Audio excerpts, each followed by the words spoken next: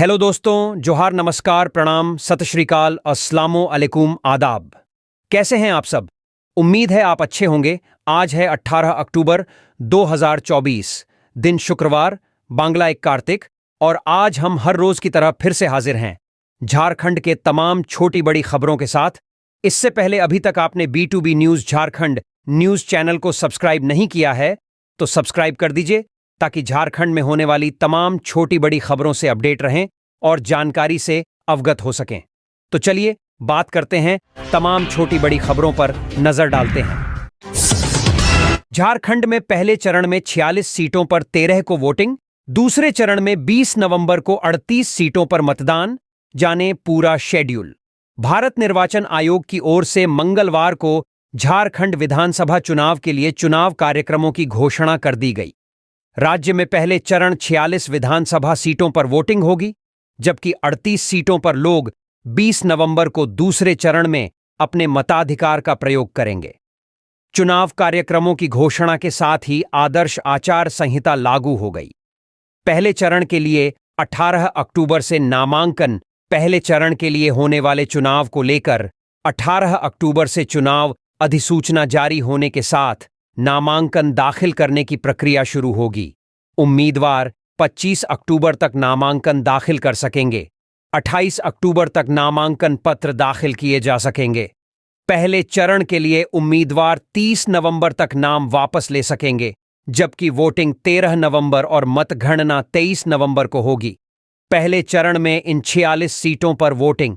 झारखंड के पहले चरण में 13 नवंबर को जिन क्षेत्रों में मतदान होंगे उनमें ये 46 विधानसभा सीटें शामिल हैं: कोडरमा, बरकट्ठा, बरही, बदकागांव, हजारीबाग, सिमरिया, चतरा, बहरागोड़ा, घाटशिला, पोटका, झुगसलाई, जमशेदपुर पूर्वी, जमशेदपुर पश्चिमी, इचागर, सरायकेला, चाईबासा, मझगांव, जगन्नाथपुर, मनोहरपुर, चक्रधरपुर, खरसावां, तम्हाड़, तोरपा, खूंटी, रांची, हटिया, कांके, मांडर, सिसई, गुमला, बिशुनपुर, सिमडेगा, कोलेबिरा, लोहरदगा, मणिका, लातेहार, पांकी, डालटनगंज, विश्रामपुर, छतरपुर, गढ़वा, भवनाथपुर। दूसरे चरण के लिए 22 अक्टूबर से नामांकन। झारखंड में दूसरे चरण में 38 सीटों के लिए 22 अक्टूबर को अधिसूचना जारी होने के साथ नामांकन दाखिल करने की प्रक्रिया लागू होगी। 29 अक्टूबर तक नामांकन पत्र दाखिल किए जा सकेंगे। 30 नवंबर को नामांकन पत्रों की जांच होगी और 1 नवंबर तक नामांकन पत्र वापस लिए जा सकेंगे। 20 नवंबर को वोटिंग और 23 नवंबर को मतगणना की तारीख तय की गई है।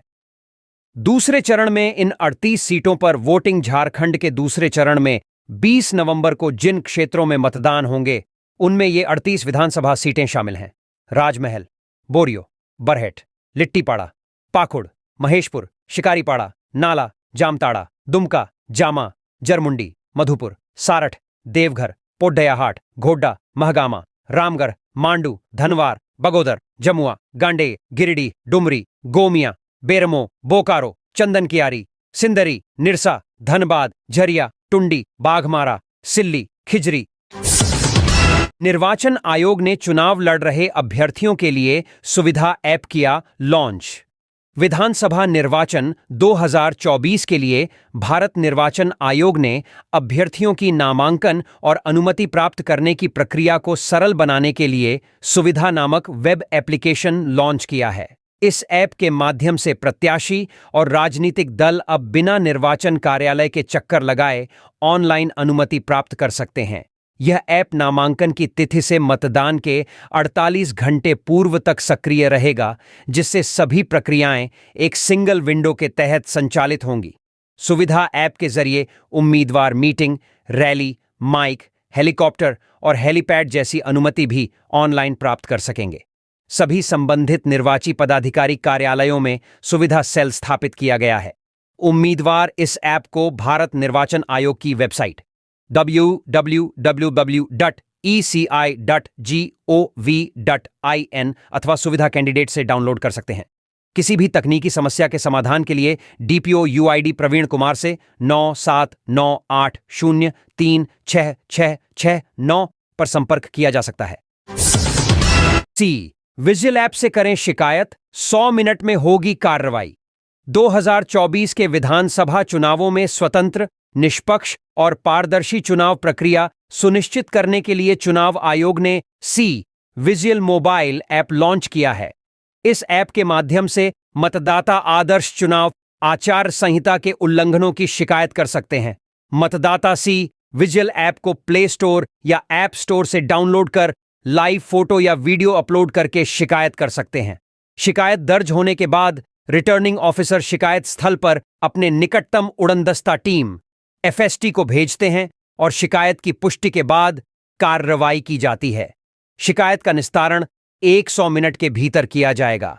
ऐप पर शिकायत करने के लिए नाम और मोबाइल नंबर देना अनिवार्य नहीं है, लेकिन यदि शिकायतकर्ता अपनी जानकारी देता है तो वह अपनी शिकायत की स्थिति की निगरानी कर सकता है। चुनाव आयोग ने मतदाताओं से अपील की है कि वे सजग नागरिक बनकर चुनाव प्रक्रिया में सक्रिय भूमिका निभाएं। आवेदन के माध्यम से धनराशि वितरण, गिफ्ट, शराब वितरण, बिना अनुमति पोस्टर बैनर लगाना और धार्मिक भाषणबाजी जैसी शिकायतें दर्ज कराई जा सकती हैं। आयोग का उद्देश्य चुनाव प्रक्रिया को निष्पक्ष और पारदर्शी बनाना है। जयराम ने जारी की JLKM की तीसरी सूची। देवेंद्र नाथ महातो होंगे सिल्ली से प्रत्याशी। JLKM पार्टी के संसदीय बोर्ड ने विधानसभा चुनाव को लेकर कुछ और उम्मीदवारों के नाम की घोषणा कर दी है, जिसमें देवेंद्र नाथ महातो सिल्ली से प्रत्याशी होंगे। इसके अलावा भी कई विधानसभा सीटों से पार्टी के उम्मीदवार के रूप में घोषित किया गया है। ये होंगे प्रत्याशी सिल्ली रांची देवेंद्र नाथ महतो, घाटशिला एसटी ई सिंहभूम रामदास मुर्मू, पोटका एसटी भागीरथ हांसदा, जमशेदपुर पूर्व ईस्ट सिंहभूम तरुण कुमार डे, महागामा गोड्डा जवाहरलाल यादव, कांके SSC, रांची फुलेश्वर बैठा जरमुंडी दुमका राजीव यादव, पोरैयाहाट गोड्डा प्रवीण कु महातो। मुख्य निर्वाचन पदाधिकारी ने पोस्टल बैलेट को लेकर की समीक्षा बैठक, दिया ये निर्देश। मुख्य निर्वाचन पदाधिकारी के रवि कुमार ने सभी जिले के पोस्टल बैलेट के नोडल पदाधिकारियों के साथ वीडियो कॉन्फ्रेंसिंग के माध्यम से समीक्षा बैठक की। उन्होंने विधानसभा निर्वाचन में आवश्यक सेवाओं से जुड़े कर्मियों और निर्वाचन कार्य में लगे कर्मचारियों के लिए पोस्टल बैलेट के माध्यम से मतदान सुनिश्चित कराने की आवश्यकता पर जोर दिया। उन्होंने कहा कि 85 वर्ष से अधिक उम्र के वृद्ध और दिव्यांग मतदाताओं को मतदान के लिए फॉर्म 12D उपलब्ध कराया जाना चाहिए। उन्होंने निर्देश दिए कि निर्वाचन की घोषणा के साथ ही संबंधित मतदाताओं तक पोस्टल बैलेट के फॉर्म का समय पर आवंटन सुनिश्चित किया जाए, कोई भी मताधिकार से वंचित न रहे। अपर मुख्य निर्वाचन पदाधिकारी डॉक्टर नेहा अरोड़ा ने सभी नोडल पदाधिकारियों को सख्त हिदायत दी कि सभी औपचारिकताओं को आज ही पूरा कर रिपोर्ट प्रस्तुत करें, ताकि कोई भी पात्र मतदाता अपने मताधिकार से वंचित न रह सके। इस बैठक में मुख्य निर्वाचन पदाधिकारी कार्यालय की OSD गीता चौबे और पोस्टल बैलेट प्रभाग के सभी अधिकारी भी उपस्थित रहे। करवा चौथ व्रत 20 अक्टूबर को। करवा चौथ पर्व 20 अक्टूबर को मनाया जाएगा। महिलाएं पति की दीर्घायु के लिए दिन भर निर्जला व्रत रखेंगी। रात को चंद्रोदय के बाद चंद्रमा को अर्घ्य देकर पूजन करेंगी। मंदिरों सहित कई स्थानों पर महिलाएं सामूहिक पूजन करेंगी। करवा चौथ उद्यापन के आयोजन भी होंगे। रविवार को तड़के से करवा चौथ का व्रत शुरू हो जाएगा। शाम 7:40 पर चंद्रोदय का समय है। इसके बाद व्रती महिलाएं चंद्रमा को अर्घ्य अर्पण करेंगी और चलनी से चंद्रमा और पति को देखकर उनके ही हाथों से जल ग्रहण कर व्रत तोड़ेंगी। पंडित मनोज पांडेय ने गुरुवार को बताया कि इस बार करवा चौथ पर शश, गजकेसरी, बुधादित्य, महालक्ष्मी और समसप्तक राजयोग बनेंगे, जो शुभ फलदायी है। करवा चौथ के दिन चंद्रमा कृत्तिका और रोहिणी नक्षत्र में रहेंगे। दिन रात वृषभ राशि में गोचर करेंगे।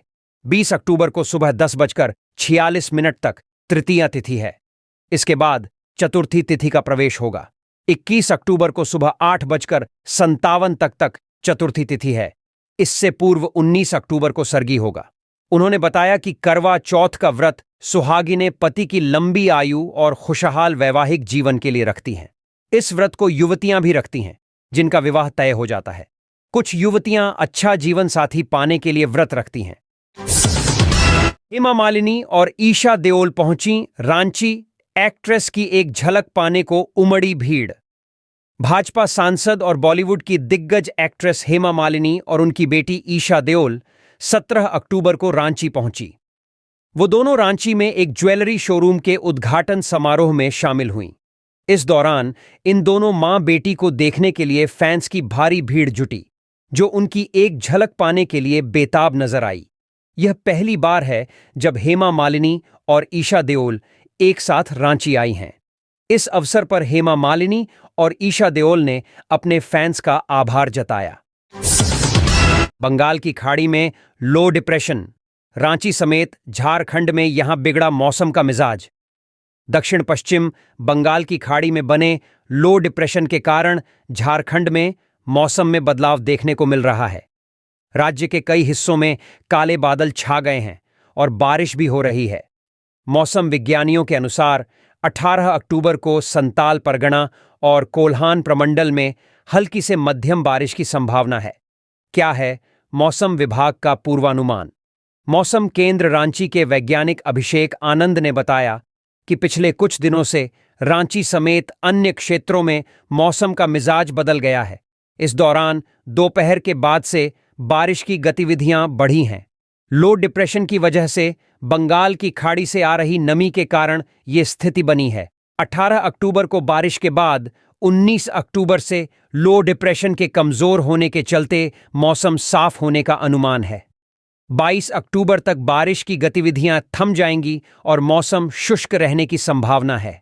मौसम में बड़े बदलाव की उम्मीद नहीं है। रिम्स में फिर से शुरू होगी मरीजों की एमआरआई। नई मशीन लगाने का रास्ता साफ। जाने कब से मिलेगी सुविधा। राज्य के सबसे बड़े हॉस्पिटल रिम्स में मरीजों को बड़ी राहत मिलने वाली है। हॉस्पिटल में एमआरआई मशीन लगने का रास्ता साफ हो गया है। टेंडर प्रक्रिया पूरी करने के बाद एजेंसी को अगले महीने तक मशीन इंस्टॉलेशन पूरा करने को कहा गया है, जिससे कि इस साल के अंत में मरीजों को एमआरआई की सुविधा मिलने लगेगी। बता दें कि लंबे समय से एमआरआई मशीन के खराब रहने के कारण मरीजों को काफी परेशानी का सामना करना पड़ रहा था। इतना ही नहीं, प्राइवेट सेंटरों में जांच कराने पर जेब पर डाका पड़ रहा था। अब रिम्स में एक बार फिर से मरीजों की जांच शुरू हो जाएगी। ऐसे में हॉस्पिटल के बाहर दौड़ नहीं लगानी पड़ेगी। हॉस्पिटल में सीजीएचएस सरकारी रेट लागू है, लेकिन रिम्स में मशीन काफी पुरानी हो चुकी थी। ऐसे में प्रॉपर मेंटेनेंस नहीं होने के कारण ज्यादातर समय तक खराब ही रहती थी।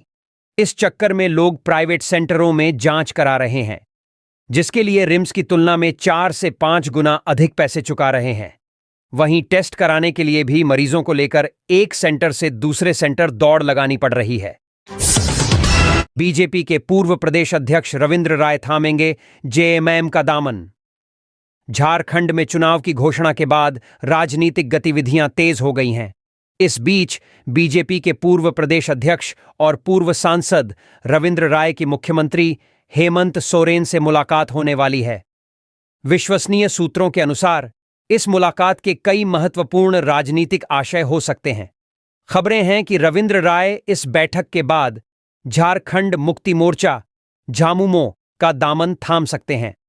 यह कदम राज्य की राजनीति में एक बड़ा मोड़ ला सकता है, खासकर चुनावी परिप्रेक्ष्य में, जहां पार्टी बदलने की गतिविधियां बढ़ रही हैं। राजनीतिक गलियारे में इस मुलाकात को लेकर चर्चाएं तेज हो गई हैं और इससे संबंधित प्रतिक्रियाएं आने की संभावना है। जदयू का नया चुनाव चिन्ह, गैस सिलेंडर पर चुनाव लड़ेगी पार्टी। झारखंड विधानसभा चुनाव 2024 के लिए जदयू का चुनाव चिन्ह बदल गया है। अब पार्टी गैस सिलेंडर के चिन्ह पर चुनाव मैदान में उतरेगी। भारत निर्वाचन आयोग ने झारखंड जदयू को यह नया चुनाव चिन्ह आवंटित किया है। आयोग द्वारा जारी पत्र के अनुसार यह निर्णय झारखंड में जदयू के पूर्व चुनाव चिन्ह ट्रैक्टर चलाता किसान के स्थान पर लिया गया है। प्रदेश जदयू महासचिव संतोष सोनी ने इस बदलाव की जानकारी देते हुए कहा कि गैस सिलेंडर चुनाव चिन्ह के आधार पर पार्टी चुनावी तैयारियों में जुट गई है। संतोष सोनी ने कहा, हालांकि इस निर्णय से हमें कुछ परेशानियों का सामना करना पड़ा है, लेकिन हम इसे दूर करने में सफल होंगे और मजबूती के साथ चुनावी मैदान में उतरेंगे। पार्टी अपने नए चिन्ह के साथ चुनावी रणनीति तैयार कर रही है। हो रहे तबादले के कारण पिछले 19 दिनों से ठप पड़ा काम, आम लोगों को हो रही परेशानी। नामकुम अंचल में पिछले 19 दिनों से जाति आवासीय आय प्रमाण पत्र सहित अन्य आवश्यक कार्य ठप पड़े हैं, जिससे आम लोगों को गंभीर परेशानी का सामना करना पड़ रहा है। यह संकट तब शुरू हुआ जब 27 सितंबर को अंचल के सीओ प्रभात कुमार का तबादला किया गया और उनकी जगह राम प्रवेश कुमार को नया सीओ नियुक्त किया गया। लेकिन राम प्रवेश कुमार द्वारा ताला तोड़कर प्रभार लेने के विवाद के चलते उनका तबादला फिर से कर दिया गया। इसके बाद 7 अक्टूबर को कमल किशोर सिंह को नामकुम अंचल का नया सीओ नियुक्त किया गया। हालांकि पदभार ग्रहण करने के 10 दिन बीत जाने के बावजूद विभाग द्वारा उनका डिजिटल हस्ताक्षर अप्रूव नहीं किया गया। इस कारण अंचल से कोई भी प्रमाण पत्र जारी नहीं हो पा रहा है, जिससे लगभग 1000 आवेदन पेंडिंग हो गए हैं। हर दिन लोग अंचल कार्यालय आते हैं, लेकिन निराश होकर लौट जाते हैं। सीओ कमल किशोर सिंह ने बताया कि उन्होंने डिजिटल हस्ताक्षर के लिए संबंधित विभाग को पत्र भेज दिया है और उम्मीद है कि 2-3 दिनों में समस्या का समाधान हो जाएगा। आदर्श आचार संहिता के पालन के लिए राजनीतिक दलों के साथ बैठक, डीसी ने दिए सख्त निर्देश। देवघर जिले में आदर्श आचार संहिता का सख्ती से पालन कराने के लिए जिला निर्वाचन पदाधिकारी सह उपायुक्त विशाल सागर ने समाहरणालय में राजनीतिक दलों के जिलाध्यक्ष और प्रतिनिधियों के साथ बैठक की। इसमें डीसी ने आदर्श आचार संहिता के बारे में राजनीतिक दलों के प्रतिनिधियों को जानकारी दी। संपत्ति विरूपण अधिनियम के अनुपालन के क्रम में सभी प्रकार के सरकारी भवनों से 24 घंटे के भीतर राजनीतिक दलों के पोस्टर, बैनर हटा लें। वहीं निजी संपत्ति और भवनों से भी राजनीतिक दलों के बैनर, पोस्टर, होर्डिंग हटाए जाएंगे। डीसी ने कहा कि आदर्श आचार संहिता लागू होने के कारण अब कोई भी राजनीतिक दल किसी निजी भवन या भूमि पर पार्टी का झंडा, बैनर या सूचना बिना अनुमति के नहीं चिपका सकते हैं। सरकारी भवन, गेस्ट हाउस, सदन में भी चुनाव के दौरान किसी तरह की राजनीतिक गतिविधियों पर रोक होगी। वाहन, प्रचार प्रसार, जुलूस, सभा आदि के लिए प्रशासन से अनुमति लेनी होगी। साथ ही चुनाव के दौरान स्टार प्रचारक, राजनीतिक दलों के चुनाव खर्च की ऑडिट रिपोर्ट निर्धारित समय पर मिलान करने जैसे विभिन्न मुद्दों से जुड़ी जानकारी सभी राजनीतिक दलों के प्रतिनिधियों को दी गई। उम्मीदवारों के चुनाव खर्च पर कड़ी नजर रखने के लिए आय व्यय कोषांग का गठन किया गया है, जो प्रत्याशियों के रैली, रोड शो, चुनाव प्रचार से संबंधित खर्च का लेखा जोखा जिला में निर्धारित दर से उम्मीदवार के खर्च का मिलान कर बनाया जाएगा। इसके अलावा प्रत्याशी को किसी भी रोड शो, चुनाव प्रचार से संबंधित अनुमति एआरओ से लेनी होगी। बैठक के दौरान डीसी ने कहा कि हम सभी का यह सामूहिक प्रयास होना चाहिए कि मतदान के प्रति मतदाता को जागरूक करने के साथ साथ मतदाता निष्पक्ष, स्वतंत्र और निर्भयता से अपने मताधिकार का प्रयोग कर सके। राजनीतिक दलों के प्रतिनिधियों को सुविधा पोर्टल के उपयोग व संचालन से जुड़ी विस्तृत जानकारी दी गई।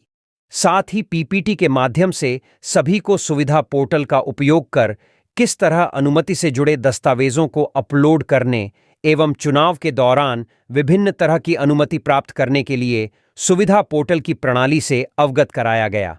चुनावी कार्यों के लिए सुविधा पोर्टल का अधिक से अधिक उपयोग करने की अपील की गई। बैठक में डीसी नवीन कुमार, एसडीए रवि कुमार, उप निर्वाचन पदाधिकारी शैलेश कुमार, जिला आपूर्ति पदाधिकारी रेश रजक, जिला जनसंपर्क पदाधिकारी राहुल कुमार भारती, जिला खेल पदाधिकारी संतोष कुमार, जिला सूचना विज्ञान पदाधिकारी अभय परासर, सहायक जनसंपर्क पदाधिकारी रोहित कुमार विद्यार्थी एवं संबंधित कोषांग के अधिकारी व कर्मी आदि उपस्थित थे। चुनाव आचार संहिता से प्रभावित हो सकती है नए सिविल सर्जन की पोस्टिंग।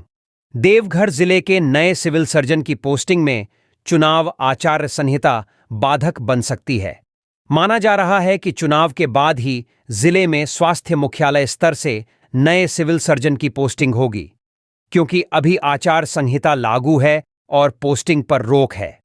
अगर स्वास्थ्य विभाग का काम प्रभावित होगा तो विभाग चुनाव आयोग से अनुमति लेकर नए सिविल सर्जन की पोस्टिंग कर सकती है, लेकिन इसमें भी कम से कम 1 सप्ताह का समय लगेगा। उधर सिविल सर्जन की कुर्सी खाली रहने से जिला स्तर पर स्वास्थ्य विभाग के सारे कामकाज ठप पड़ जाएंगे। खासकर स्वास्थ्य विभाग की वैसी योजनाएं जो सीधे जनता से जुड़ा हुआ है, क्योंकि सिविल सर्जन अपने विभाग के निकासी एवं व्ययन पदाधिकारी और वित्तीय प्रभार में होते हैं। उनके साइन से ही फंड जारी होता है। लेकिन सिविल सर्जन की कुर्सी वित्त संबंधी सारे कामकाज ठप पड़ सकता है। उल्लेखनीय है कि देवघर के civil surgeon doctor Ranjan Sinha को एंटी करप्शन ब्यूरो की टीम ने बुधवार को 70,000 रुपए घूस लेते रंगे हाथ पकड़ा था। इसके बाद सिविल सर्जन की कुर्सी खाली हो गई है। हालांकि अब तक घूसखोरी के आरोपी डॉक्टर सिन्हा का निलंबन संबंधी पत्र भी स्वास्थ्य मुख्यालय से जारी नहीं हुआ है। सीबीआई ने शुरू की कोयला घोटाले की जांच, थाना प्रभारियों को डिटेल देने का निर्देश। सीबीआई ने धनबाद में कोयला घोटाले की जांच शुरू कर दी है। यह जांच विशेष रूप से उन पुलिसकर्मियों के खिलाफ केंद्रित है जो जिले के विभिन्न पुलिस थानों में प्रभारी के तौर पर कार्यरत हैं। सीबीआई ने इन पुलिसकर्मियों से अपनी व्यक्तिगत जानकारी और कामकाजी विवरण प्रदान करने का निर्देश दिया है, ताकि जांच में पारदर्शिता और प्रभावशीलता सुनिश्चित की जा सके। पुलिसकर्मियों की संलिप्तता की आई थी शिकायतें। इस मामले की शुरुआत तब हुई जब कोयला घोटाले के संदर्भ में कई शिकायतें सामने आईं, जिसमें आरोप लगाया गया था कि कुछ पुलिसकर्मी घोटाले में संलिप्त रहे हैं। सीबीआई ने इन आरोपों की गंभीरता को देखते हुए कार्रवाई शुरू की है। जांच के दौरान एजेंसी को उन दस्तावेजों और साक्ष्यों की तलाश है जो इस घोटाले में शामिल लोगों की पहचान करने में मदद कर सकें। सीबीआई के अधिकारियों का मानना है कि पुलिसकर्मियों द्वारा प्रदान की गई जानकारी से जांच की दिशा को स्पष्ट करने में सहायता मिलेगी। इससे न केवल दोषियों के खिलाफ कार्रवाई की जा सकेगी, बल्कि इस मामले में शामिल अन्य लोगों की पहचान भी हो सकेगी। स्थानीय सूत्रों के अनुसार इस घोटाले में बड़े पैमाने पर धन का अनियमित प्रयोग और अवैध कोयला खनन शामिल है, जिसके चलते कई पुलिसकर्मियों पर संदेह व्यक्त किया जा रहा है। सीबीआई की इस जांच से धनबाद में राजनीतिक और प्रशासनिक हलकों में हलचल बढ़ गई है और स्थानीय लोग इस मामले की गहराई से जांच की उम्मीद कर रहे हैं। महिलाओं ने मतदान में बढ़ चढ़कर भाग लेने का लिया संकल्प। पाकुड़ के रविंद्र भवन में नगर परिषद द्वारा आयोजित मतदाता जागरूकता कार्यक्रम में शहरी क्षेत्र की महिलाओं को 20 नवंबर को होने वाले मतदान में 100% भागीदारी के लिए प्रेरित किया गया। कार्यक्रम में जिला निर्वाचन पदाधिकारी सह उपायुक्त मनीष कुमार ने महिलाओं से अपील की कि वे मतदान में सक्रिय भागीदारी निभाएं। उपायुक्त ने टोले मोहल्ले के मतदाताओं के बीच जागरूकता अभियान चलाने की आवश्यकता पर जोर दिया। उन्होंने महिलाओं से कहा कि उनका मतदान न केवल उनके अधिकार का प्रयोग है, बल्कि यह लोकतंत्र को मजबूत करने में भी महत्वपूर्ण भूमिका निभाता है। कार्यक्रम के दौरान उपस्थित अधिकारियों और महिलाओं ने मतदान में बढ़ चढ़कर भाग लेने का संकल्प लिया। बीजेपी प्रदेश अध्यक्ष बाबूलाल बोले, नामांकन तक कर देंगे, प्रत्याशियों की घोषणा। विधानसभा चुनाव का बिगुल बज चुका है। आज से पहले चरण के वोटिंग के लिए नॉमिनेशन शुरू हो जाएगा, लेकिन बीजेपी ने अब तक प्रत्याशियों की सूची जारी नहीं की है। इसे लेकर प्रदेश अध्यक्ष बाबूलाल ने कहा कि जल्द ही प्रत्याशियों की घोषणा कर दी जाएगी। नॉमिनेशन खत्म होने तक हमारे प्रत्याशी तय हो जाएंगे और नामांकन भी करेंगे। उन्होंने यह भी संकेत दिए है कि नए चेहरों को इस बार चुनाव में मौका मिल सकता है। उन्होंने कहा कि नए चेहरे आने ही चाहिए। वहीं ईचागढ़ से आए भाजपा कार्यकर्ताओं ने वहां से आजसू को सीट नहीं देने की मांग की। इस पर बाबूलाल ने कहा कि कार्यकर्ता काम करता है, स्वाभाविक है कि उनकी मांगों को सुना जाए। इस पर भी विचार किया जाएगा। जरूरत पड़ेगी तो त्याग भी किया जाएगा। युवाओं के लिए ऐसा भी करेंगे। हेमंत सोरेन पर साधा निशाना। साथ ही हेमंत सोरेन के सोशल मीडिया पोस्ट से जुड़े एक सवाल के जवाब में कहा कि वह जेल किसी आंदोलन में नहीं गए थे, बल्कि भ्रष्टाचार के आरोप में गए थे।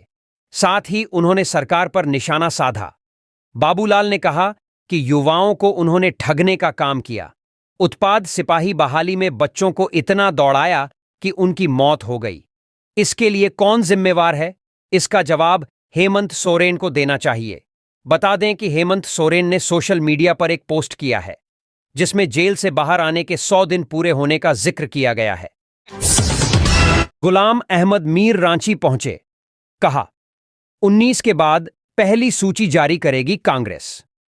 झारखंड कांग्रेस के प्रभारी गुलाम अहमद मीर और राज्य कांग्रेस अध्यक्ष केशव महातो कमलेश रांची पहुंचे हैं। बिरसा मुंडा एयरपोर्ट पर मीडिया कर्मियों से बात करते हुए मीर ने कहा कि झारखंड में विधानसभा चुनाव की घोषणा हो चुकी है। कांग्रेस सांसद राहुल गांधी 19 अक्टूबर को रांची आएंगे, जहां वे डोरंडा के शौर्य सभागार में आयोजित संविधान सम्मान सम्मेलन में हिस्सा लेंगे। गुलाम अहमद मीर ने बताया कि 19 अक्टूबर के बाद कांग्रेस अपनी पहली प्रत्याशियों की सूची जारी करेगी। उन्होंने यह भी कहा कि कांग्रेस 2019 से झारखंड में गठबंधन में शामिल है, इसलिए सीटों के बंटवारे में कोई विवाद नहीं है। सीट शेयरिंग का फॉर्मूला तैयार हो चुका है और इसकी घोषणा सीईसी की बैठक के बाद की जाएगी। प्रत्याशियों के नाम 21 अक्टूबर तक घोषित करने की संभावना है। बता दें कि इसके अलावा राजद नेता तेजस्वी यादव भी 18 अक्टूबर को रांची पहुंचेंगे और सीएम हेमंत सोरेन के साथ बैठक करेंगे, जिसमें कांग्रेस और वामदल के नेता भी शामिल होंगे। इस बैठक में इंडिया गठबंधन के सीट शेयरिंग पर चर्चा की जाएगी। सम्मेलन में करीब 500 प्रतिनिधियों को बुलाया गया है और इसकी तैयारी में कांग्रेस और विभिन्न सामाजिक संगठन जुटे हुए हैं। सीसीएल की बैठक में खनन सुरक्षा और मशीनों के रखरखाव पर चर्चा। बोकारो सीसीएल कोल इंडिया लिमिटेड के स्तरीय उत्खनन विभाग की समन्वय बैठक ढोरी एरिया के चपरी गेस्ट हाउस में आयोजित की गई। बैठक में रांची मुख्यालय से आए अधिकारियों के साथ क्षेत्र के जनरल मैनेजर, जीएम और विभागीय अधिकारियों ने खदानों को सुरक्षित रूप से संचालित करने, अनावश्यक खर्च को कम करने और मशीनों के रखरखाव जैसे महत्वपूर्ण मुद्दों पर चर्चा की। सीसीएल मुख्यालय रांची के जीएम उत्खनन सुबोध कुमार ने कहा कि चालू वित्तीय वर्ष में कोयला उत्पादन के संबंध में सभी परियोजनाओं में कार्यों को तेज गति से आगे बढ़ाया जा रहा है। उन्होंने बेवजह खर्च को बचाने की आवश्यकता पर जोर दिया, खासकर पिछले 1 महीने में 11 माइंस एसडीसी डीजल खपत पर किए गए काम को देखते हुए। सुबोध कुमार ने अधिकारियों से आग्रह किया कि वे अपने खदानों में एसडीसी के उपयोग को बढ़ाएं और यह सुनिश्चित करें कि जिन गाड़ियों पर खर्च किया जा रहा है वे कितनी उपयोगी साबित हो रही हैं। उन्होंने कहा कि अब सिस्टम हाईटेक हो गया है और अधिकारियों को हर चीज की रिपोर्ट बनाकर मुख्यालय भेजनी होगी, अन्यथा विजिलेंस जांच का सामना करना पड़ सकता है। बैठक में अन्य अधिकारियों ने भी अपने विचार रखे और खनन के क्षेत्र में सुधार के उपायों पर चर्चा की। उपस्थित अधिकारियों में Dhori GM Ranjay Sinha, staff officer UK Paswan और पी दास शामिल थे। हेमंत सरकार ने 5 साल के कार्यकाल में केवल ट्रांसफर और पोस्टिंग का उद्योग खड़ा किया। सूरज सूर्यवंशी। ओडिशा के मंत्री सूरज सूर्यवंशी ने सरायकेला में एक जनसभा में झारखंड की सरकार पर तीखा हमला किया। उन्होंने कहा कि हेमंत सरकार ने अपने 5 साल के कार्यकाल में केवल ट्रांसफर और पोस्टिंग का उद्योग खड़ा किया है, जबकि जनता के वादों को भुला दिया है। मंत्री ने याद दिलाया कि हेमंत सोरेन ने युवाओं को सालाना 5 लाख रोजगार देने का वादा किया था, लेकिन इस पर कोई ठोस कदम नहीं उठाया गया। इसके अलावा माताओं और बहनों के लिए प्रतिमाह 2000 रुपये चूल्हा खर्च देने का वादा भी अधूरा रहा। सूरज ने कहा, हम ऐसे ही वादे नहीं करते, बल्कि उन्हें गारंटी के साथ पूरा करते हैं। उन्होंने भविष्य में प्रधानमंत्री आवास योजना के तहत 21 लाख झारखंडियों को मुफ्त मकान देने, हर साल 2 सिलेंडर मुफ्त देने और ग्रेजुएट युवकों को बेरोजगारी भत्ता देने का आश्वासन दिया। उन्होंने आगे कहा कि भाजपा की सरकार बनने पर राज्य को सभी वर्गों का ध्यान रखते हुए विकसित बनाया जाएगा। सीएम चेहरे के सवाल पर मंत्री ने बताया कि यह निर्णय पार्टी की पार्लियामेंट्री कमेटी करेगी। समीक्षा बैठक में मतदान स्थलों की सुविधाओं पर चर्चा। हजारीबाग विधानसभा आम निर्वाचन 2024 के सुगम और शांतिपूर्ण मतदान के लिए जिला प्रशासन तैयारियों को मुकम्मल करने में युद्ध स्तर पर जुट गई है।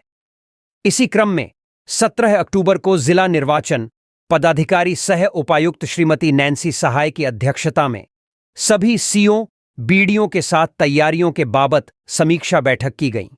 बैठक में उन्होंने कहा कि मतदान की तिथि में ज्यादा समय नहीं, इसीलिए मतदान दिवस के पूर्व चिन्हित किए गए जिन विद्यालयों में सीएपीएफ की टीम निर्वाचन कार्य को लेकर ठहराव करेगी, उन विद्यालयों में मूलभूत सुविधाओं को बहाल किया जाना अति महत्वपूर्ण है, जिसके अनर्तगत उन्होंने केंद्रीय सशस्त्र पुलिस बल के जवानों के लिए आवासन, स्नानागार, शौचालय, बिजली, पंखा, मोबाइल चार्जर सॉकेट, पानी का टैंकर, जनरेटर एवं भवन मरम्मती कार्य को दुरुस्त करने के निर्देश दिए। उन्होंने प्रखंडवार चिन्हित केंद्रों में सभी संबंधित अधिकारियों को अविलंब भ्रमण कर सुविधाओं का आकलन कर रिपोर्ट समर्पित करने को कहा। उपायुक्त ने बल देते हुए कहा कि सभी केंद्रों में आवश्यक सुविधाओं को लेकर जो भी कार्य किए जा रहे हैं उन्हें तत्काल पूर्ण करें। साथ ही उन्होंने सभी मतदान केंद्रों में एएमएफ सुनिश्चित करने को कहा। उन्होंने कहा कि मतदान केंद्रों में निर्वाचन आयोग द्वारा दिए गए निर्देशों के अनुसार सभी आवश्यक सुविधाओं को पूर्ण किया जाना है। मतदाताओं की सुविधा के लिए व्यवस्थित साइनेज, महिला पुरुष के अलग लाइन, गर्भवती महिलाओं, बुजुर्गों व दिव्यांग मतदाताओं के लिए वॉलंटियर्स के माध्यम से सुविधा आदि की व्यवस्था की जाएगी। जिन क्षेत्रों में अनुसूचित जनजाति के लोग रहते हैं, उन क्षेत्रों में कार्यक्रम आयोजित कर उन्हें भी मतदान प्रक्रिया में शामिल करने हेतु प्रेरित करने को कहा। साथ वोटर स्लिप का वितरण जल्द से जल्द हो, यह भी सुनिश्चित करने का निर्देश दिया।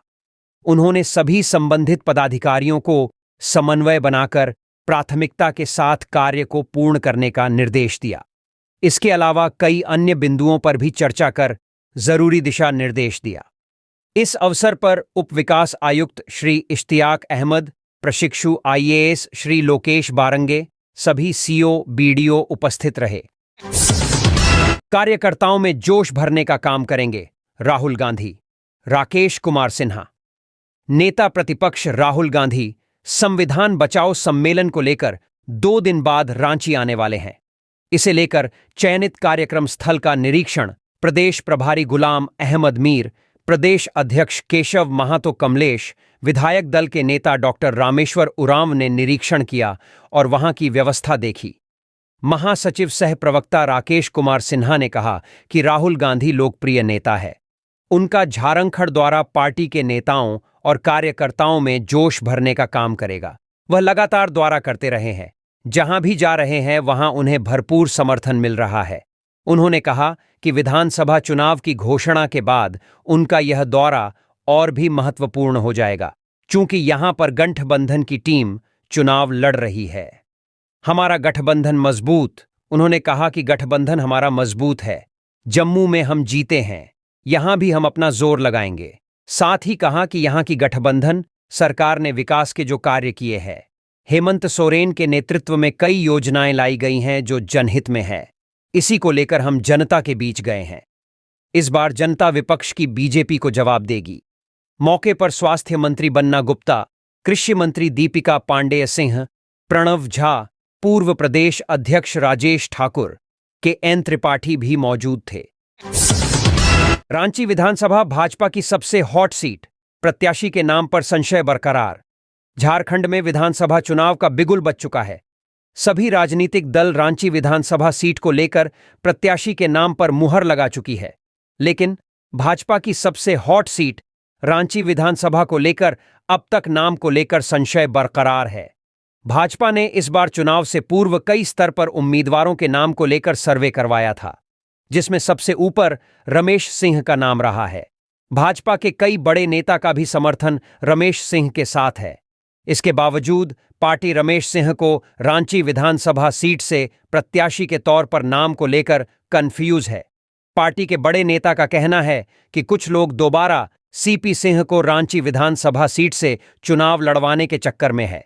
उन लोगों का कहना है कि रमेश सिंह अभी युवा है। ऐसी परिस्थिति में रांची जैसा हॉट सीट युवा को सौंपना सही नहीं होगा। राजनीतिक सूत्रों का कहना है कि अजयनाथ शाहदेव को हटिया सीट से भाजपा के कुछ लोग चुनाव लड़वाने के चक्कर में थे, लेकिन केंद्रीय से हरी झंडी नहीं मिलने के कारण अजयनाथ शाहदेव ने भाजपा का दामन नहीं थामा। अब रांची और हटिया सीट को लेकर मामला और भी रोचक हो गया है। भाजपा के पास हटिया विधानसभा सीट को लेकर कोई और प्रत्याशी नहीं है। मजबूरन इस बार फिर से हटिया विधानसभा सीट पर नवीन जायसवाल को प्रत्याशी के तौर पर मैदान में उतारेगी।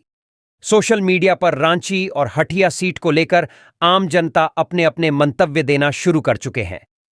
कई लोगों ने तो इस बार नवीन जायसवाल और सीपी सिंह को समर्थन नहीं देने की बात तक सोशल मीडिया में लिख डाला है।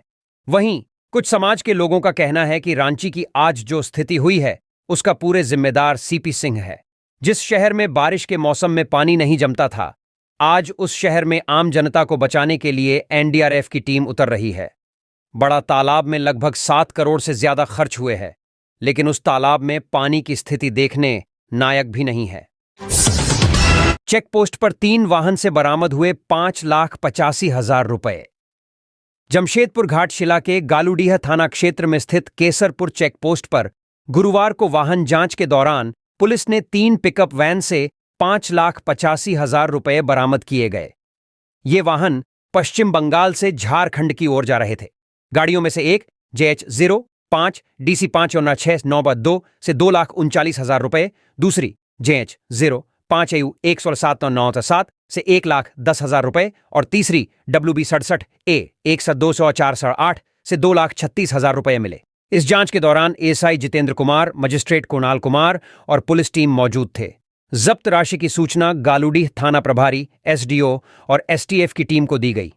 गाड़ी चालक श्रीकांत जाना ने बताया कि वह बांधवान से बहरागोड़ा जा रहे थे और उनके पास 2,39,000 रुपए थे। दूसरे चालक उदय दे और नसीम बख्श ने बताया कि वे बांधवान से चाकुलिया जा रहे थे।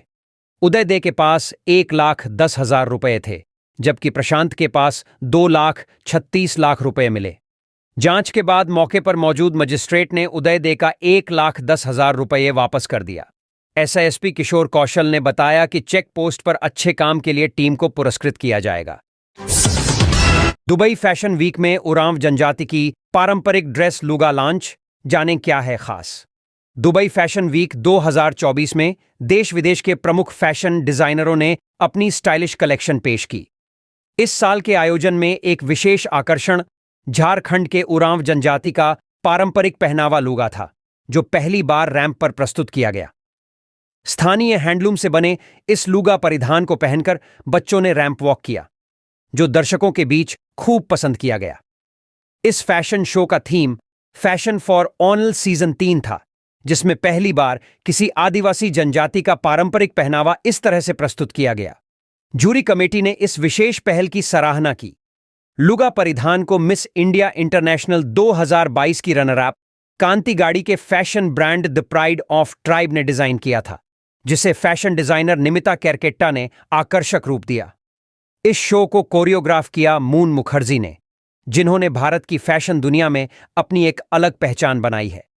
कांति ने बच्चों के साथ किया रैंप वॉक। फैशन शो के दौरान कांति ने अपने फैशन ब्रांड की आधिकारिक लॉन्चिंग की, खुद बच्चों के साथ रैंप वॉक किया। कांति पेशे से इंटरनेशनल केबिन क्रू हैं और वर्तमान में एयर इंडिया एक्सप्रेस बेंगलुरु में कार्यरत हैं। संत जेवियर्स कॉलेज से BCom करने के बाद कांति ने एविएशन को चुना। इसके साथ साथ फैशन जगत में सक्रिय रहीं। कांति 2018 और 2024 में UNO के जेनेवा सम्मेलन में बतौर वक्ता शामिल हो चुकी हैं।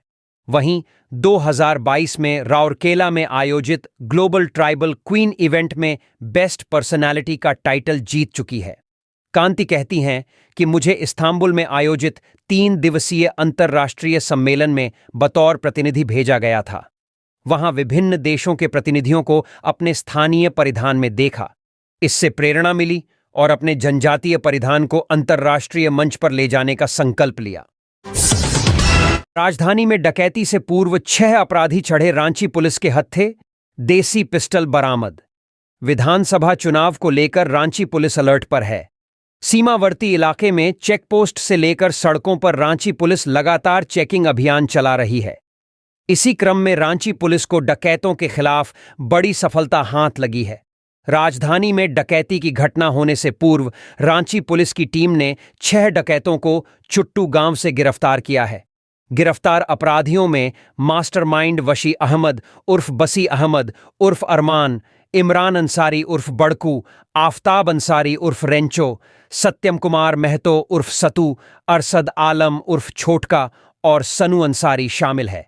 उक्त जानकारी एसएसपी चंदन कुमार सिन्हा ने प्रेसवार्ता में दी। उन्होंने कहा कि सभी डकैत चुट्टू गांव में अशरफ अंसारी के घर में योजना बना रहे थे, लेकिन ऐन वक्त पर पुलिस को सूचना मिली और सभी अपराधी को पकड़ा गया। इन लोगों के पास से पुलिस ने एक देसी पिस्टल, 3 जिंदा गोली, 2 बाइक और 10,220 रुपये नकद बरामद किया है। रांची में खुला सरस्वान ज्वेलर्स, पारंपरिक गहनों का विशाल संग्रह। शहर के मेन रोड में सरस्वान ज्वेलर्स का भव्य शुभारंभ हुआ। इस मौके पर अभिनेत्री हेमा मालिनी और ईशा देओल मुख्य अतिथि के रूप में मौजूद रहीं। समारोह की शुरुआत दोनों अभिनेत्रियों ने दीप प्रज्वलित कर की। वहीं शोरूम का उद्घाटन परिवार के सबसे बुजुर्ग सदस्य हनुमान प्रसाद डीडवानिया ने किया। उद्घाटन समारोह में विभिन्न मनोरंजक कार्यक्रम भी आयोजित किए गए। बता दें कि सुशील कुमार गुप्ता, जो पिछले 35 वर्षों से आभूषण व्यापार में सक्रिय हैं, उन्होंने 1988 में नगीना ज्वेलर्स के साथ अपने व्यापार की शुरुआत की थी। इसके बाद 2001 में आनंद ज्वेलर्स की स्थापना की, जिसमें शहर का पहला कैरेटोमीटर पेश किया गया, जिससे सोने की शुद्धता जांच करना संभव हुआ।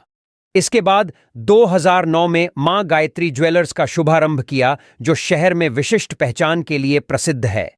अब सरस्वान ज्वेलर्स के माध्यम से आधुनिक और पारंपरिक गहनों का एक विशाल संग्रह ग्राहकों के लिए प्रस्तुत किया गया है। शुभम गुप्ता ने बताया कि शोरूम का नाम मां सरस्वती से प्रेरित है और यहां ग्राहकों को सोने और चांदी के गहनों की मेकिंग चार्ज पर 25% छूट और हीरे के आभूषणों की मेकिंग चार्ज पर 100% विशेष छूट दी जा रही है। साथ ही कहा कि ग्राहकों की संतुष्टि हमारा मुख्य मकसद है और हम अपने भरोसे को कायम रखते हुए पारिवारिक विरासत को आगे बढ़ाने के लिए प्रतिबद्ध हैं। चुनाव की घोषणा होते ही जमशेदपुर पुलिस अलर्ट। 2 दिन में 7,23,000 नकद व 1 लाख का जावा महुआ जब्त।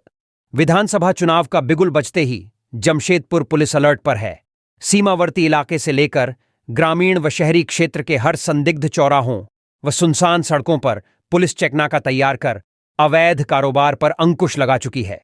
पुलिस जमशेदपुर में आने जाने वाले हर संवेदनशील गाड़ियों पर पैनी नजर रखते हुए सख्ती से जांच कर रही है। इसका नतीजा है कि बीते 2 दिनों में पुलिस ने करीब 7,23,00,000 नकद जब्त कर चुकी है। वहीं करीब 1 लाख का जावा महुआ भी पकड़ा चुका है। चुनाव से पूर्व जमशेदपुर पुलिस ने हर स्तर पर घुसपैठियों को रोकने की कवायद शुरू कर चुकी है। एसएसपी किशोर कौशल और ग्रामीण एसपी ऋषभ गर्ग दिन रात शांतिपूर्ण चुनाव संपन्न कराने को लेकर काम में जुटे हैं। एसएसपी ने ड्यूटी में तैनात पदाधिकारी व जवानों सख्त आदेश दिया है कि किसी भी तरह की लापरवाही बर्दाश्त नहीं की जाएगी। मजिस्ट्रेट की मौजूदगी में पदाधिकारी व जवान 24 घंटे है तैनात। जमशेदपुर एसएसपी किशोर कौशल और ग्रामीण एसपी ऋषभ गर्ग ने हर चेकनाका को खुद से जांच कर पदाधिकारी व जवानों को तैनात किया है। मजिस्ट्रेट की मौजूदगी में पुलिसकर्मी 24 घंटे चेकिंग अभियान में जुटे हैं। प्रत्येक चेकनाका पर पदाधिकारी के अलावा आधा दर्जन जवानों को तैनात किया गया है। एसएसपी किशोर कौशल ने कहा कि चुनाव शांतिपूर्ण ढंग से संपन्न कराना जमशेदपुर पुलिस की पहली प्राथमिकता है। हर स्तर पर तैयारी पूरी कर ली गई है। ग्रामीण एसपी ऋषभ गर्ग को चुनाव प्रभारी नियुक्त किया गया है। पूरे कामकाज को ऋषभ बेहतर ढंग से देख रहे हैं। चेकनाका से लेकर हर संवेदनशील जगहों पर 24 घंटे चेकिंग चल रही है। बेहतर कार्य करने वाले पदाधिकारी व जवानों को पुरस्कृत भी किया जाएगा। वोट करेगा देवघर, महिलाओं ने मेहंदी रचा, मतदाताओं को किया जागरूक। देवघर विधानसभा आम चुनाव में 100% मतदान सुनिश्चित करने के उद्देश्य से जिले में स्वीप कार्यक्रम के तहत मतदाताओं को जागरूक किया जा रहा है। इसके तहत कई तरह की कार्यक्रम का आयोजन किया जा रहा है। देवघर विधानसभा शहरी क्षेत्र अंतर्गत बनाए गए आरडब्ल्यूए द्वारा मेहंदी प्रतियोगिता का आयोजन किया गया। मेहंदी प्रतियोगिता में महिला मतदाताओं ने बढ़ चढ़कर हिस्सा लिया। साथ ही मतदाता जागरूकता से जुड़े कई आकर्षक डिजाइन अपने हाथों पर बनाकर मतदाताओं को जागरूक करने के लिए विभिन्न जागरूकता स्लोगन लिखे गए थे, ताकि 100% मतदाताओं को मतदान हेतु जागरूक किया जा सके। महिला मतदाताओं को जानकारी दी गई कि वे अपने परिवार के साथ साथ आसपास के लोगों को भी 20 नवंबर को अपने घरों से निकलकर मतदान करने के लिए प्रेरित करें। साथ ही कार्यक्रम के दौरान सभी को शपथ दिलाया गए। पुलिस ने देशी पिस्तौल और जिंदा कारतूस के साथ एक को किया गिरफ्तार, मां और भाई पर किया था हमला। गिरिडीह में पुलिस ने एक संदिग्ध व्यक्ति को गिरफ्तार किया है, जिसके पास से एक देशी पिस्तौल और एक जिंदा कारतूस बरामद हुआ है। आरोपी की पहचान पिपराडीह निवासी रीतलाल यादव उर्फ रीतलाल महातो के रूप में हुई है। एसपी डॉक्टर विमल कुमार ने बताया कि गुप्त सूचना मिली थी कि उत्क्रमित मध्य विद्यालय गारागुरो के पास एक संदिग्ध व्यक्ति पिस्तौल लेकर घूम रहा है। सूचना मिलने के तुरंत बाद अनुमंडल पुलिस पदाधिकारी बगोदर सरिया धनंजय कुमार के नेतृत्व में एक टीम गठित की गई। टीम ने मौके पर छापेमारी कर रीतलाल यादव को गिरफ्तार कर लिया। एसपी ने बताया कि कुछ दिन पहले आरोपी ने अपनी मां और भाई को गोली मारकर गंभीर रूप से जख्मी कर दिया था। इसके अलावा रीतलाल पर पहले से भी 3 मामले दर्ज हैं। पुलिस उसकी तलाश पहले से कर रही थी। पुलिस ने मामले की जांच शुरू कर दी है।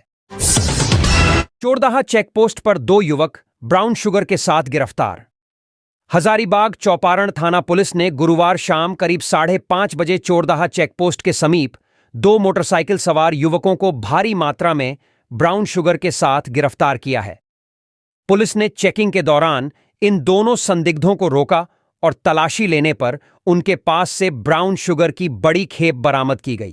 थाना प्रभारी ने अभी तक इस मामले में किसी प्रकार की जानकारी साझा करने से इनकार किया है। दोनों संदिग्धों से कड़ी पूछताछ की जा रही है और पुलिस यह जानने का प्रयास कर रही है कि इस नशे की सामग्री का स्रोत कहां है और इसे कहां पहुंचाया जा रहा था। पुलिस का कहना है कि जांच पूरी होने के बाद ही और जानकारी साझा की जाएगी। आजसू पार्टी की बैठक, पाकुड़ विधानसभा में संगठन की मजबूती पर चर्चा। आजसू पार्टी की एक महत्वपूर्ण बैठक का आयोजन किया गया, जिसका मुख्य उद्देश्य पाकुड़ विधानसभा में पार्टी संगठन को और मजबूत करना और प्रत्येक बूथ पर प्रभावी बूथ प्रभारी नियुक्त एवं टीम का गठन करना था। बैठक में पार्टी के मुख्य अतिथि के रूप में केंद्रीय महासचिव श्री अजय सिंह को फूलमाला पहनकर स्वागत किया। बैठक में उपस्थित पार्टी के केंद्रीय महासचिव श्री अजय सिंह ने बूथ स्तर पर संगठन को सुदृढ़ करने पर निर्देश दिया और कहा कि जमीनी स्तर पर पार्टी को मजबूत करने के लिए प्रत्येक बूथ पर सक्रिय और समर्पित कार्यकर्ताओं की आवश्यकता है। इसके लिए बूथ इंचार्ज की नियुक्ति की प्रक्रिया जल्द से जल्द पूरी की जाएगी। पाकुड़ में पार्टी की उपस्थिति को और मजबूत करने के लिए बूथ इंचार्ज की भूमिका अत्यंत महत्वपूर्ण होगी। यह कदम आगामी चुनावों में पार्टी की सफलता सुनिश्चित करेगा और जनता के साथ जुड़ाव को और गहरा करेगा। इस बैठक के दौरान सभी उपस्थित सदस्यों ने मिलकर संकल्प लिया कि वे पूरी निष्ठा और मेहनत से पार्टी के संगठनात्मक ढांचे को मजबूत करेंगे और जनता के हित में काम करेंगे। पार्टी के कार्यकर्ताओं ने भी अपने विचार रखे और संगठन की मजबूती के लिए अपने सुझाव दिए। मौके पर आजसू पार्टी नेता आलोक जॉयपॉल, हाजीकुल शेख, सुजीत विद्यार्थी, संजीव पासवान, सन्नी तिवारी, सात्विक भगत, राहुल सिंह, चंदन हाजरा, कार्तिक हाजरा, शकील अंसारी, सूरज हाजरा, अयूब अंसारी, सोनू भगत, पंकज सिंह, इमरान अंसारी, तूफान शेख, विनोद कुमार साहा, लखन कुमार सहित अन्य पार्टी कार्यकर्ता मौजूद थे। भाजपा के प्रत्याशियों के चयन पर हजारीबाग में बगावत की आहट। झारखंड में विधानसभा चुनाव की घोषणा होने के बाद राजनीतिक दलों ने प्रत्याशियों का चयन शुरू कर दिया है। झारखंड में भाजपा के एक प्रत्याशियों की सूची सोशल मीडिया पर आने के बाद घमासान मच गया है। भाजपा के नेता कार्यकर्ता पार्टी कार्यालय पहुंचकर विरोध प्रदर्शन आरंभ कर दिया है, जिससे यह एहसास होने लगा है कि आने वाले समय में भाजपा के लिए अच्छा नहीं होने वाला है। सर्वप्रथम हजारीबाग लोकसभा क्षेत्र के बड़कागांव विधानसभा सीट से आजसू नेता रोशनलाल चौधरी को भाजपा प्रत्याशी बनाए जाने का विरोध हुआ। बड़कागांव विधानसभा क्षेत्र से दर्जनों भाजपा समर्थक प्रदेश कार्यालय पहुंचकर इसका विरोध जताकर संगठन मंत्री को ज्ञापन सौंपा। वहीं इसके ठीक दूसरे दिन गुरुवार को इचागढ़ से सैकड़ों कार्यकर्ता भाजपा प्रदेश कार्यालय पहुंचकर आजसू से गठबंधन का जोरदार विरोध कर रहे हैं। पार्टी कार्यालय पहुंचे भाजपा नेता, कार्यकर्ता और समर्थक भाजपा के आजसू से गठबंधन का खुला विरोध कर रहे हैं। पार्टी कार्यकर्ता इचागढ़ से भाजपा नेता अरविंद सिंह उर्फ मलखान सिंह को प्रत्याशी बनाए जाने की मांग कर रहे हैं। वहीं भाजपा प्रदेश कार्यालय में हटिया और रांची विधानसभा क्षेत्र के नेता, कार्यकर्ता पहुंचकर अपनी बातों को रखा है। हटिया के भाजपा समर्थकों की मांग है कि यहां से नवीन जायसवाल को ही प्रत्याशी बनाया जाए। वहीं रांची विधानसभा क्षेत्र के कार्यकर्ता सीपी सिंह के टिकट काटने की बात को लेकर नाराज नजर आ रहे हैं। मरीज पिता को लेकर भटकता रहा बेटा, एक विभाग से दूसरे विभाग दौड़ाते रहे डॉक्टर, हो गई मौत। रिम्स अव्यवस्था कम होने का नाम ही नहीं ले रही है। मरीज को कभी इस विभाग तो कभी उस विभाग के चक्कर डॉक्टर लगवाते रहे, लेकिन एडमिट नहीं लिया। इस बीच मरीज की मौत हो गई। मरीज के बेटे ने आरोप लगाया है कि उनके पिता को हार्ट आने के बाद रिम्स लेकर आए। इसके बाद उन्हें कभी कार्डियोलॉजी से ट्रॉमा सेंटर और ट्रॉमा सेंटर से मेडिसिन भेजा जा रहा था, कहीं भी भर्ती नहीं ले रहा था। इस बीच पिता की मौत हो गई। अगर समय पर उनका इलाज हो जाता तो शायद उनकी जान बच जाती। वहीं इस मामले में रिम्स के पीआरओ से संपर्क करने का प्रयास किया गया, लेकिन बात नहीं हो सकी।